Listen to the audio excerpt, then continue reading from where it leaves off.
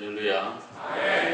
오늘 예배 오신 여러분들 큰 은혜 받고 돌아가게 되기를 바랍니다. 바닷가에서 가끔 바다를 바라보는 것은 굉장히 낭만이 있죠. 일출을 보는 것도 좋고 일몰, 저는 서해에 오래 있었기 때문에 그 서해 낙조가 정말 아름답습니다. 그리고 가끔 유람선을 타고 크루즈 여행한 분들이 많이 계신 것 같은데 얼마나 재미있겠습니까? 큰 거 타고 마음껏 먹고 좋은 구경하고 굉장히 낭만도 있고 재미도 있겠습니다만, 그러나 작은 배를 타고 큰 바다를 항해하다가 파도를 만난다고 한다면 굉장히 큰 고통이고 정말 어려움이 아닐 수가 없다고 생각을 합니다. 또 바다에서 예를 들어서 일을 한다고 생각하면은 옛 그 배 탈 때 얘기 들어보면은 부잣집 개보다 못하다 그런 얘기를 하는데, 정말 비도 내리고 진눈깨비가 바다에 막 휘날리는데 갑판에서 파도를 타면서 그 눈비 진눈깨비를 맞으면서 저도 그 일을 많이 해보았는데 정말 처량하고 보이는 건 파도밖에 없고 하늘하고 바다뿐인데 거기에서 고통하고 괴로워하는 그런 수령들, 그런 그 선원들을 보면서 참 바다에서 일하는 것은 정말 힘든다 이런 생각을 제가 많이 해본 일이 있습니다. 오늘 본문의 내용은 너무 잘 안 내용이죠. 예수님의 제자들이 배를 타고 가다가 큰 풍랑을 만났다 그런 얘기인데, 바다도 아니고 갈릴리 호수에서 어떻게 풍랑을 만날까 그런 생각을 우리가 할 수가 있습니다. 근데 갈릴리 호수를 가보게 되면 이해가 되는데, 갈릴리 호수는 남북이 한 50리, 20km, 그리고 동서가 한 10km니까 한 25리, 이 검은고 모양의 그런 담수호입니다. 미국에 그런 미시건에 가보시면 비행기 타고 이렇게 미시건 줄을 날아가 보면은 수천 개 호수가 있기 때문에 그런 호수는 이루 말할 수 없이 많죠. 그렇지만은 중동 지역의 사막 지역인데 거기 특별히 갈릴리 거기만 호수가 다 정말 너무 신비하다. 물도 깨끗하고 헐몬산 그 눈녹음 물들이 내려오기 때문에 물이 너무 깨끗하고 그 물이 이제 사해로 가게 되고 온 이스라엘을 거기 살리는 그런 물이 되는데, 특별히 사해는 지중해보다가도 200m나 해저면이 낮아요. 이렇게. 그러니까 굉장히 깊은 골짜기예요. 요단강 사해가 해수면보다가 300m 정도 낮으니까 이 지구상에서 가장 낮은 지역이 갈릴리 호수에서부터 사해까지예요. 그리고 헐몬산은 굉장히 높아서 만년설을 이루고 있다고. 그러니까 위에 눈이 그냥 칵 있고 높은 산과 깊은 계곡. 그러니까 일기예보 예측이 안 되는 데가 갈릴리 지역이라고 해요. 왜냐하면 갑자기 돌풍이 불고 갑자기 날씨가 좋아지고 이러니까는 정말 일기예보가 안 되는 데가 갈릴리 호수라고 그래요. 그래서 사복음서에 보면 풍랑 만난 얘기가 많이 기록이 되어 있는 것입니다. 어느 날 제자들이 배 타고 가다가 큰 풍랑을 만나서 너무너무 고생하다가 주님 맞이하면서 풍랑을 이기고 잔잔하고 평안히 갔다는 그런 내용입니다. 우리 인생의 길이 그 옛날 어른들 말씀에 고해와 같아 고난의 바다라. 어떤 시인은 그런 얘기를 했습니다. 자기의 인생 동안 진짜 평안하고 행복한 날은 단 3일밖에 없었다. 어릴 때는 철 모르고 그냥 그때는 왔다 갔다 했지만 철이 좀 든 뒤에 인생을 관조해 보니까 이렇게 살아보니까 이거 하나 좋으면 저거 문제고 이거 해결되면 또 저거 있고, 그래서 정말 내 마음에 안식과 평안이 없는, 정말 일억편주를 타고 한 입에 나뭇잎을 타고 그 참 망망대해를 항해하는 것 같은 것이 인생의 길이다. 그런 얘기를 남겼습니다. 우리 인생의 항해 길에 이런 예기치 않은 풍랑이 오게 되면은 사람은 당황합니다. 신앙과 관계없어요. 본능이에요. 그리고 두렵습니다. 떨리는 거예요. 그래서 처음에는 다 우왕좌왕을 하게 되어 있습니다. 근데 그것이 지속되는 것은 그리스도인의 신앙적인 태도가 아니라고 생각합니다. 여러분 가운데 오늘 마음의 풍랑, 삶의 큰 폭풍을 만난 그런 일들이 있는 분이 계시고 오늘 말씀을 통해서 우리 가운데 큰 은혜를 주실 줄로 믿습니다. 저는 기도하는 가운데 갑자기 환자들도 많이 생기고 또 제가 여기서 말씀을 못 드리는 또 여러 가지 일들이 개인 가정들에게 다 있는 것 같은데요. 그런 일들을 생각하는 가운데 하나님이 이 말씀을 주셔서 오늘 저희 교회에 평안과 모든 성도들의 건강과 또 그리고 사업과 모든 일에 하나님이 안식을 주시기를 간절히 바랍니다. 우리가 본문을 잘 보면 예수님은 우리가 풍랑 중에 있는 것을 보고 계신다는 그런 내용이 기록이 되어 있습니다.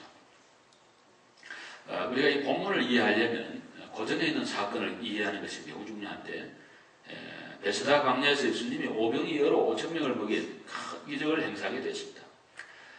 지금하고 다르게 옛날에는 직업이 별로 없었고요, 자업들이 별로 없고 그렇기 때문에 노는 분들이 많았어요. 옛날 시골에 무슨 일이 있으면 다 구경 오는 것처럼 2000년 전에 갈릴리 지역에 직장이 딱 규정되어 있는 것도 아니고 자업이 있는 게 아니고 회사에 가야 되는 거 아니기 때문에 젊은 청년 예수님이 나타나가지고 많은 행사를 하고 좋은 말씀하시고 기적을 행사하니까 구경하려고 별로 TV도 없고 이런 때니까 그냥 모여온 거예요.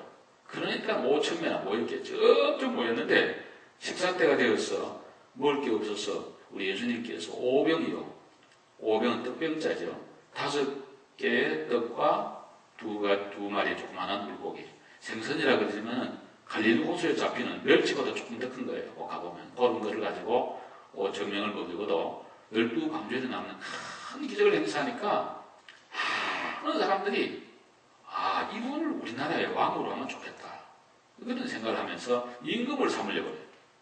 주님이 오신 거는 책자 가지고 오셨지 임금대로 온 거 아니거든, 이 땅에. 그러니까 그분들을 다 보내드리고 빨리 가라 그러고, 너희들은 그냥 배 타고 빨리 건너편으로 가라. 그리고 본인은 산으로 혼자 올라가서 기도하고 계시는데, 제자들이 항해를 하다가 아침 사경쯤 되어가, 사경이라 그러면 새벽 3시에서 6시 사이인데, 근데 큰 풍랑이 일어나가지고 한밤중이죠. 풍랑이 일어났죠. 바다 가운데죠. 안 좋은 거는 다 걸린 거예요. 완전히 사면초가요. 그래서 괴로이 노를 젓고 있는 그런 모습을 보고 주님께서 그 현장을 찾아왔다는 그런 내용입니다. 중요한 것은 주님께서 제자들을 위해서 기도하고 계셨다는 거예요.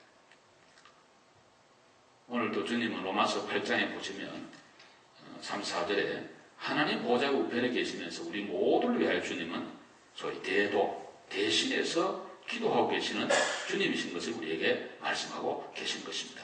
여러분 혼자가 아니고 주님이 우리를 위하여 기도하고 있음을 믿으시기를 바랍니다. 많은 성도님들이 우리를 위해 기도하고 있어요. 믿으시면 아멘 합시다. 여러분이 여러분 혼자 있는 거 아니고 가족들, 친구들, 한국에서, 미국에서 여러 저도 저를 위해 기도하는 사람이 얼마나 많은지 몰라요. 그래서 오늘 이 자리까지 있게 된 거예요. 그러므로 언제나 주님이 기도하고 계신다는 것. 또 하나는 여기 보시면 괴로이 노젓는 것을 보시고, 이 본다는 말은 계속해서 보고 있다는 계속적 용법을 쓰고 있어요. 주님께서 순간적으로 보다가 제자들이 배젓는 걸 본 게 아니고 처음부터 모든 과정을 관찰하고 보고 계신다는 거예요. 여러분과 제가 당하는 모든 고난과 아픔에 주님이 처음부터까지 다 보고 계시고 알고 계시고 인도하고 계시고 관심 갖고 있고 함께 하신 줄로 믿으시기를 바랍니다. 그러므로 우리는 혼자가 아니라는 거예요. 인생의 길에 이런 이변들이 누구에나 일어날 수 있습니다. 그 해군 군종감을 지나고 해군 대령으로 제대를 하고 오신 목사님, 저희 교회 옛날에 한번 오셨습니다. 웨스트필드 우리가 미국에 빌렸는데, 그때는 중령 때인데 여기 오셔서 미 해군 그 군목학교에 유학 오셨다가 오셔서 저희가 특송을 한 일이 있습니다. 그 요근 목사님은 참 특별한 분인데 해군 사관학교를 졸업을 하고 군목이 되신 분이에요. 사관학교 졸업한 분은 전투장교가 돼야 되는데 하도 믿음이 좋으니까 참모 총장이 사인을 해줬어요. 당신은 신학교 가고 목사들. 그래서 저희 총신신대원에 저보다 2년 후배로 오셔가지고 공부를 하시고 이제 목사가 되어서 자기 동계생활 계속 같이 진급했어요. 그러니까 43살에 대령이 돼가지고 대령 되면 2년이면 반드시 제대하는 거거든요. 그래서 안 되려고 대령이 안 되려고 그렇게 애를 쓰는데 뭐 어떻게 합니까? 돼야 되니까. 되고 45에 전역을 하고 미국에 가서 샌프란시스코에서 목회를 하고 있었습니다. 근데 이제 특이한 거는 그 사모님이 제가 고등부 전도사 할 때 학생이었습니다. 혜선이라고.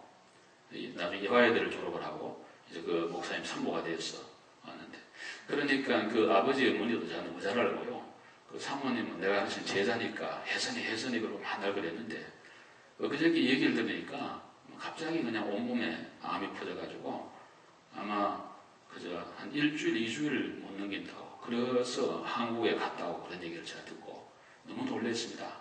그 목사님과 온 교인들과 자녀들이 지금 또 아버지 어머니 브루클린역에 살고 있는데 권사님이시고 다 그러는데 지금 온 집안이 지금 너무나 아주 젊은 나이에 40대인데 지금 50이 안 된 걸로 지금 생각합니다. 근데 갑자기 이렇게 돼가지고 지금 온 집안에 목사님 비롯해서 온 집안이 지금 너무너무 절망이 되고 지금 인간적으로 생각하면 너무 아프고 이런 가운데 있게 됐습니다. 여러분, 우리 예기치 않는 갈릴리 호수에 돌풍이 부는 것처럼 인생의 길에 그런 것들은 누구에게 일어납니다. 일이 안 풀릴 수도 있고 인간관계가 깨어지기도 하고 사업화가 힘들기도 하고 많은 자녀들이 속을 썩이기도 하고 온갖 일들이 우리 앞에 있는데, 중요한 것은 주님께서 우리를 보고 계시고 우리를 위해 기도하고 있고 나와 함께 한다는, 오늘 이 본문 말씀 우리 한번 읽으시면요, 우리 한번 46절에서 48절까지 큰 소리로 시작. 무리를 작별하신 후에 기도하러 산으로 가시니라. 저물매 배는 바다 가운데 있고 예수께서는 홀로 무치에 계시다가 바람이 거스름으로 제자들이 힘겹게 누워졌는 것을 보시고 밤 사경쯤에 바다 위로 걸어서 그들에게 오사 지나가려고 하시며, 여기 보시면 기도하고 계셨고 힘겹게 누워졌는 것을 보시고, 오늘도 주님은 저와 여러분을 보고 계신 줄로 믿습니다. 특별히 고난당하는 성도를 외면치 않습니다. 괴로움이 노젓는 걸 보고 계시는 주님, 그리고 찾아오시는 주님이에요. 이 사실을 마음에 꼭 믿으시기를 바랍니다. 그리고 오셔서 주님이 두 번째로 하신 말씀은 50절에 보시면 안심하라, 내니 두려워하지 말라. 한번 따라하시죠. 안심하라, 내니 두려워하지 말라. 주님께서 오셔서 주시는 말씀입니다. 밤중입니다. 바람은 불고 파도는 치고 지쳐있고 아무것도 할 수 없는 그런 상황인데 주님이 오셔서 하신 말씀이 안심하라, 내니 두려워하지 말아라. 거기에 강조점은 내니라는 말, 내니. 에이고 에임이라는 말을 쓰는데 거기에 강조점이 있어요. 내가 메시아가 아니냐, 내가 그리스도가 아니냐, 오병이어를 가지고 5,000명을 먹였던 그 능력의 하나님이 아니냐. 그러니까 안심하라, 두려워하지 말아라. 왜냐하면 제자들은 파도에도 놀래고 바람에도 놀래고 어떤 사람이 오니까 귀신인 줄 알고 유령인 줄 알고 놀래고 온갖 데 놀랬는데 안심하라, 내니 두려워하지 말아라고 용기의 말씀을 주님이 주신 것입니다. 주님은 언제나 우리에게 말씀으로 먼저 다가오신 줄로 믿으시길 바랍니다. 주님은 언제나 말씀으로 먼저 다가와요. 사람이 힘이 없을 때 말 한마디에 굉장한 용기와 힘을 얻습니다. 우리가 정말 말을 잘해야 돼. 저는 말을 하는 사람인데 말을 잘못할 때가 참 많습니다. 말을 더 잘해야 되는데 늘 그게 과제예요. 여러분 보는 대로 제가 밤낮 지금 본교에서도 일주일에 10번 이상 설교를 해야 되고 이것저것 오라 그러니까 또 그것도 다 때에 있는 건데 순종해서 다니는데 가서 설교를 하든지 말씀을 잘 전해야 되는데 이게 굉장히 과제라고. 원고 쓴다고 그대로 또 되는 거 아니고 생각보다 또 말이 튀어나오고 가보면 또 상황이 달라졌으니까 딴 걸 또 해야 되고 그런 측면이 많거든요. 꼭 준비의 감각만 할 수가 없다. 가보면 완전히 다른 상황이 있다. 교회가 살아있는 생물이야. 영적인 공동체니까 성령님이 주신 대로 말씀을 또 주셔야 되는데 그러려면 기도를 많이 해야 되고 여러분들의 많은 기도가 필요해요. 여러분과 제가 힘들고 어려울 때 어떤 실제적으로 뭘 도와주는 것도 중요하지만 먼저 중요한 것은 하나님의 말씀으로 위로와 확신과 소망을 갖는 것이 더 중요한 거예요. 그런 다음에 하나님 역사가 일어날 줄로 믿습니다. 어제도 이윤희 집사님 신방해가지고요 이런 얘기를 제가 들었습니다. 제가 경험해봤기 때문에 저는 분명히 얘기할 수 있어요. 수술 받기 전에는요 정신이 없습니다. 그리고 수술 받는 동안에도 뭐 어떻게 되는지 몰라요. 그냥 뭐 가만히 있는데 그냥 깨고 나면 수술 다 끝났다고 몇 시간을 다 마취해야지. 그리고 또 회고하는 중에도 뭐 간호사에서 왔다 갔다 하니까 정신이 덩덩덩해요. 그러다가 이제 퇴원을 딱 해서 집에 와 있으면 현실에 부딪히는 거죠. 그러면은 아무도 없어요. 다 출근해버리고 혼자 딱 나. 간호사도 오지도 않고 의사도 없고 내 혼자 딱 방에 그냥 딱 만 가지 생각이 머리를 휘청합니다. 그리고 현실을 생각합니다. 수술은 잘 되었지만 앞으로 살아갈 날들이 얼마나 많은데 수많은 고비와 고통과 주의와 생각을 할 때 너무 엄청난 거예요. 우리가 건강하게 있으면서도 우리 앞에 있는 일들을 하려고 그러면 얼마나 힘듭니까, 여러분? 그런데 몸이 연약한 상태에서 자녀를 양육해야 되고 남편을 도와드려야 되고 가정을 지키고 교회를 섬기고 이런저런 생각을 하게 되면 장래가 콩알리 같은데 얼마나 많은 생각이 왔다 갔다 하는지 몰라요. 그렇기 때문에 중요한 것은 마음이에요, 마음. 제가 어제 딱 마음을 제가 가로잡는다고 여호와를 앙망하라고 하나님을 앙망하면 새 힘을 준다고. 그리고 잠언 말씀으로 제가 많이 말씀을 드렸는데 4장 23절에 무릇 지킬 만한 것보다 더욱 내 마음을 지켜라. 생명의 근원이 이에서 남이니라. 지금 마음을 못 지키고 마음이 흔들리고 마음이 낙심이 오게 되면은 아무리 약을 먹고 주사를 맞아도 효과가 일어나지 않는다. 이건 듀크 대학의 의과대학에서 임상실험한 결과예요. 하는 환자를 해보니까 마음이 벌써 꺾어지고 낙심이 되고 부정적이고 안 된 사람에게는 약효가 떨어지는 거예요. 근데 기뻐하고 감사하고 긍정적이고 소망 가지고 기도하면서 성령으로 조그마한 마음이 되면은 그냥 뭐 몰핀 안 주고 중류수만 넣어줘도 그냥 잠도 자고요. 그 플라시보 효과가 일어나면서 모든 것이 이렇게 형통하도록 하나님이 만들어준다. 잠언 18장 14절에 사람의 심령은 그의 병을 능히 이기려니와 그 심령이 상하면 누가 거기에서 일으켜 주겠느냐라고 말했습니다. 심령이 능히 병을 이긴다고 성경이 말씀하기 때문에 저는 그 말씀을 믿습니다. 여러분과 제가 오늘 또 하나님 말씀을 통해 힘을 얻어야 돼요. 세상에 풍파가 많아요.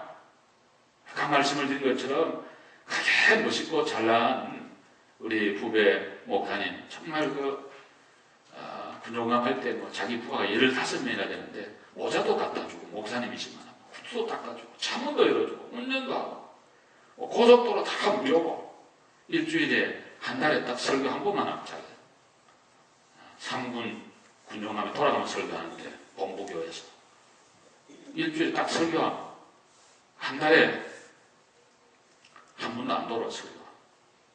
나머지 밑에 있는 군목이 다 해주고 모든 쫄병들이 다 해주고 진짜 왕처럼 살다가 장군 아니지만 군종감은 참모 총장하고 항상 독대하고 그러다 이 세상에 나와서 목회하려고 그러니까 완전히 이제 정반대가 돼가지고 이민교회 더더구나 너무너무 고생스럽고 힘들어. 사모님 아마 스트레스를 많이 받은 것 같아요. 젊은 나이에 또 이제 세상을 떠난다 그러니까 가정이 무너지면서 하늘이 무너진 것 같고 이 고통 가운데 그 누구의 말도 귀에 들어오지 않아요. 지금은 하나님의 말씀만이 참으로 위로가 되고 평안이 되고 소망이 되는 줄로 믿습니다. 우리 모두에게 동일한 거예요. 사도 바울이 지중해 바다에서 풍랑을 만나가지고 고생을 했습니다. 저는 배를 타고 왔기 때문에 얼마나 고통인가를 제가 이해를 합니다. 내가 왜 이런 걸 하나. 여러분 육지에 불이 나면요 2층에 뛰어내리면 다리는 부러져 죽진 않아요. 도망가면 돼요. 바다는 아니에요. 뛰어내리면 파도에 휩쓸리고 있으면 배가 가라앉으면 죽고 정말 바다는 인정사정이 없어요. 근데 뭐 기도해도 안 되고 거기서는 뭐 무슨 기기가 없어. 완전히 정말 여러분 유람선 타고 광명단이 나고 전투함 타고 파도가 치나 뭐 바람이 부나 나라를 지키나 고 다릅니다. 얼마나 너무너무 정말 제가 몇 차례 죽을 고비를 넘겨보던 사람이기 때문에 사도 바울의 그 입장을 이해를 합니다. 열흘간이나 정말 밥도 못 먹고 고생하거든. 그럴 때 하나님께서 오셔서 이런 말씀합니다. 사도행전 27장 24절에 바울아 두려워하지 말아라. 내가 가이사 앞에 서야겠고 또 하나님께서 너와 함께 행성한 모든 사람을 다 내게 주셨다 하였노라. 사도 바울에게 힘을 딱 실어준 거예요. 마지막에는 두려워하지 말아라. 내가 너와 함께 한다는. 오늘도 사랑하는 성도 여러분 주의 음성을 들으면서 위로를 받으시기를 바라고 우리 성도 간에도 좀 따뜻한 위로가 있기를 바랍니다. 사람은 한 가지로 못 살아요. 하나님의 말씀으로만 또 안 되고 뜨거우면 안 돼요. 우리 주님 말씀이에요. 사람이 떡으로만 사는 자이란 말은 하나님 말씀도 먹어야 된단 말이고 떡도 먹어야 된다 그래요. 저는 두 가지를 항상 강조하는 사람이에요. 한쪽으로 치우치면 싫어요. 하나님 말씀도 받고 떡도 받고 그래야 인간은 살아갈 수 있는 거니까 우리 모두 이 터치가 필요합니다. 감정적인 이모셔널한 터치가 필요해요. 그래서 사람은 좀 위로를 해주면 좋아요. 따뜻한 위로.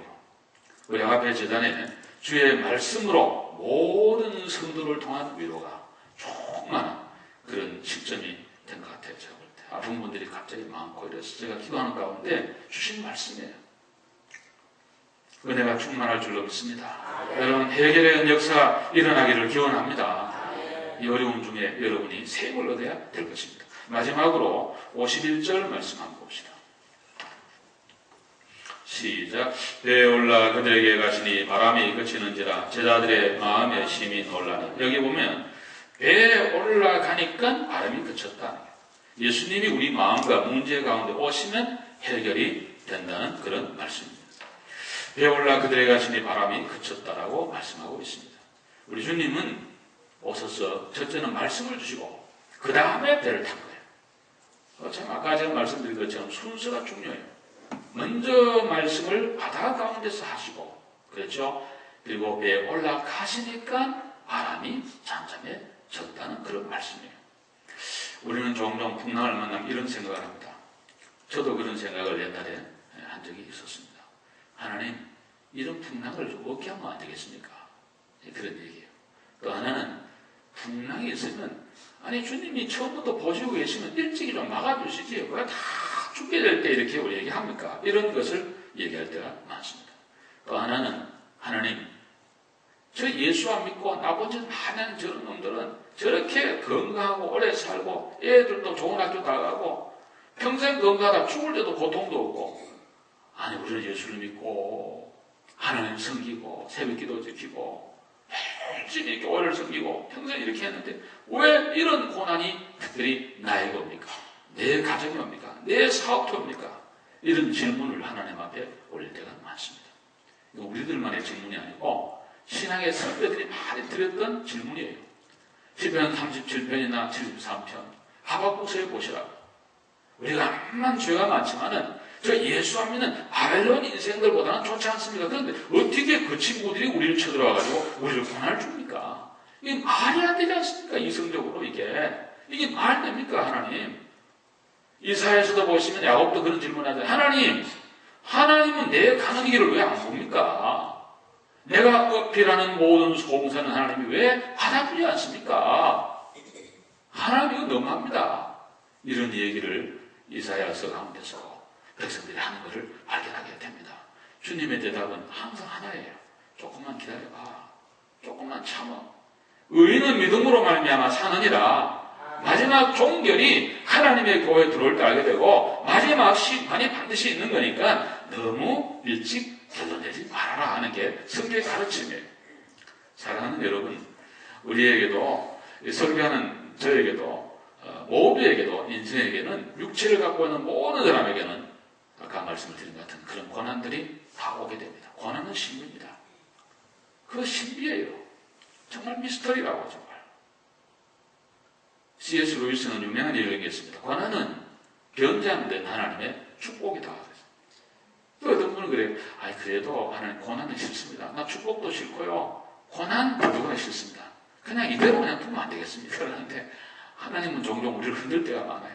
삶의 틀에도 막 흔들어버리고 내 마음에도 막 풍랑이 일어나가지고 어찌할 줄 모르게 만들고 가정과 사업과 교회와 모든 삶에 굉장한 그런 고난을 줄 때가 많습니다. 왜 그럴까? 최대한 우리 생각해보면 신앙의 연단을 위해서 하나님은 종종 그렇게 할 때가 있습니다. 어떤 그 곤충학자가요, 번데기가 나방에서 이제 내가 나오려고 이렇게 나올 때 너무 힘들어하니까 가위를 가지고 있다가 구멍을 크게 내줬어요. 얘가 이제 쉽게 툭 나와.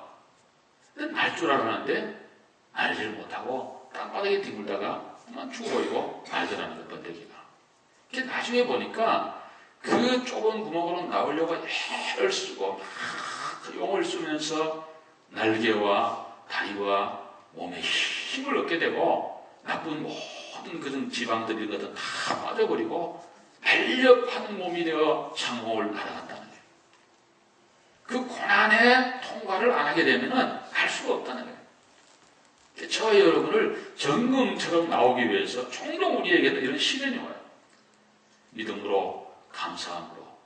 자처할 필요는 없지만은 피한다고 피해지는 거 아니니까 신앙과 말씀과 믿음과 성령을 통해서 승리하시기를 축원합니다. 절대로 우리는 거기에서 무너지면 안 돼요. 예수님만이 참 구원자이심을 나타내기 위하여 종종 우리를 고해의 바다에 던져줄 때가 있습니다. 오늘 이 본문도 잘 보면 예수님이 기도하시면서 아까 말씀드린 것처럼 제자들이 괴로움에 놓여있는 것을 처음부터 다 보고 계셨어요. 그리고 옷을 다듬어도 지나가려고 했다 그래요. 아니 오셨으면 얼른 그걸 해줘야 되는데 오셔서도 지나가려고 했다는 거예요. 근데 너무 재밌는 거는 제자들이 오전날 낮에 오병이어로 큰 기적을 행사하시는 주님을 체험했거든요. 그런데도 깨닫지 못하고 마음이 둔해가지고 새로이 닥친 문제 앞에 허둥대고 그냥 정신없는 제자들의 모습을 보게 되는 것이에요. 우리들은 어떻습니까? 지난 날들에 받은 은혜와 축복이 너무 많죠. 모르겠어요, 여러분들은. 저는 개인적으로 그래요. 죽었다가 살았고, 산골 촌놈이 미국 와서 목회하고 사랑하는 성도들과 함께 같이 이렇게 잘 지낸다는 것만 해도 얼마나 감사한지. 하나님의 큰 은혜요, 축복이고, 위기의 순간마다 도와준 거 생각할 때마다 감사한 거예요.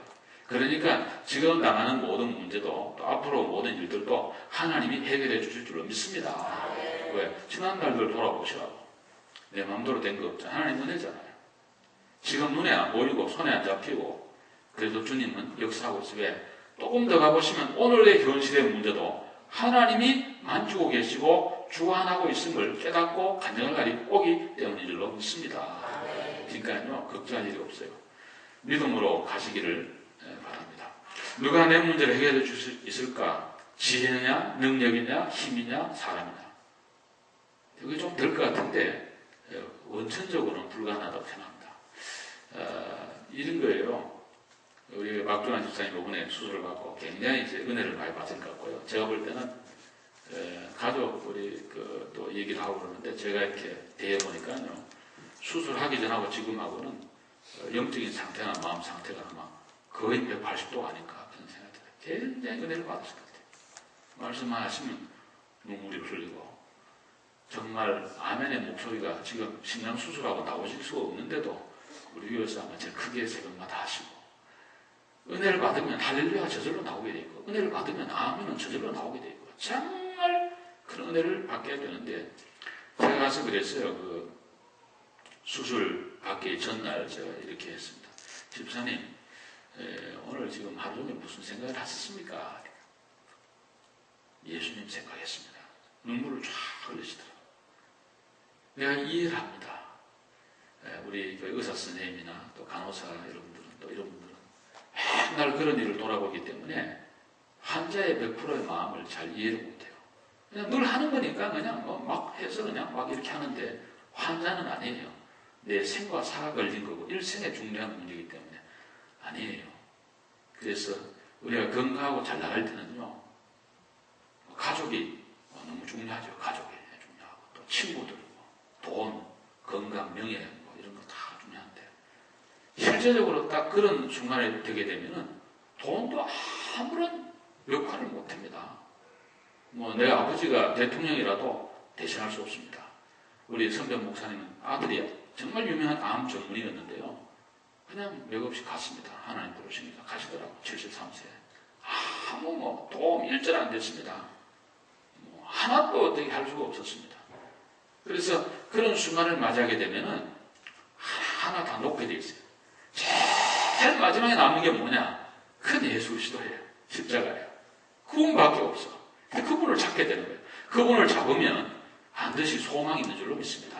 그 병에서도 해방도 될 수도 있고, 또 우리가 혹 간다 하더라도 다 가지요. 맞아요. 간다 하더라도 성경은 죽음에도 성도에는 소망이 있다 그러기 때문에 하늘나라가 우리 앞에 보장되어 있는 줄로 믿습니다. 그러므로 우리는 어떤 상황에서도 주님을 믿고 의지하면 문제가 해결되는데, 오늘 또 배에 주님이 오시니까 파도가 바람이 잔잔하게 됐다는 거예요. 풍랑에는 여러분의 마음에 주님이 오시기를 바랍니다. 여러분의 가정과 문제의 중심에 우리 주님을 모시고 주님과 연결해서 그 문제를 해결해가는 은혜와 복이 우리 가운데 있기를 간절히 바랍니다. 우리가 기본이 잘 돼야 됩니다. 신앙생활도. 첫 단추를 잘못 끼워버리면 다 잘못됩니다. 인생의 길도 그렇다고 생각합니다. 모든 사업이든 뭐든 정석으로 매뉴얼대로 또 우리 신앙생활도 매뉴얼대로 성경대로 그렇게 하면 틀림이 없으리라고 있습니다. 사랑하는 아가페 성도 여러분, 인생의 길은 1억 편주를 타고 망망대해를 항해하는 것과 같다고 생각을 합니다. 저도 인생을 조금 살아봤기 때문에 또 많은 분들을 대해보면서 어쩌면 그렇게 맞는 말인가. 간단한 일이 하나도 없고 쉬운 일이 하나도 없습니다. 우리는 이러한 항해의 길에 예기치 않은 일기예보로 할 수 없는 것 같은 갈릴리 호수와 같이 마음에도 삶에도 메스업되고 문제가 일어날 경우가 참 많습니다. 이러할 때 낙심하기 쉬운데 주님께서 멀리서 우리를 보고 계시고 또 늘 기도하고 계심을 믿으시기를 바랍니다. 언제나 우리를 또 찾아오시는 주님 오소서 내니 안심하라 두려워하지 말아라. 대단한 그 위로의 말씀. 저도 어렵고 힘들 때 제가 조금 지금 그런 글을 쓰고 있습니다. 언젠가 책이 될는지 모르겠는데요. 따뜻한 말 한마디에 그 받았던 위로와 평안은 이루 말할 수 없고 천국 만마를 얻는 것 같은 그런 큰 힘을 얻은 적이 많이 있었습니다. 여러분 주님의 음성도 들으시고 우리 모두가 좋은 이웃이 되고 좋은 그런 말을 할 수 있는 우리 모두가 되어 어려움 당하고 고생하는 모든 분들에게 위로자가 될 수 있기를 간절히 바랍니다. 또 하나 우리 삶의 중심에 언제나 주님을 딱 모시고 아멘입니까? 이렇게 해서 그분을 딱 붙들고 갈 때 언젠가 파도도 그치고 바람도 그치고 평안한 항구에까지 우리 모두가 가게 될 것이고 혹 우리가 일생 동안 풍랑이 있다 한들 완전히 넘어지진 않고 주님과 함께 무사히 인생의 항해의 길을 걸어가게 될 줄로 믿습니다. 이 은혜가 우리 모두 함께 하기를 주의 이름으로 축원합니다. 기도하겠습니다. 자비로우신 하나님 감사합니다. 풍랑에는 갈릴리 호수와 같이 우리 인생의 길에도 예기치 않은 많은 풍랑들이 일어나게 되는데 오늘 주신 말씀이 우리에게 은혜가 되고 축복이 되게 해 주셔서 우리의 모든 풍랑을 잠재우고 승리하는 인생의 걸음이 되도록 은혜를 나리워 주옵소서. 날마다 우리를 보고 계시는 주님, 기도하고 계시는 주님, 내게 오셔서 말씀으로 다가오시는 사랑의 주님, 그리고 내 마음 중심에 어떤 문제, 질병의 중심에 주님을 모심으로 모든 문제가 해결되는 그런 능력과 역사를 경험하는 오늘 예배에 오신 모든 성도 되어 하나님께 영광 돌리며 먼 인생의 고해의 이 여정에 날마다 주님과 함께 한 걸음 한 걸음 승리하는 믿음의 성도들 다 되게 만들어 주옵소서. 예수님의 이름으로 기도 올려옵나이다.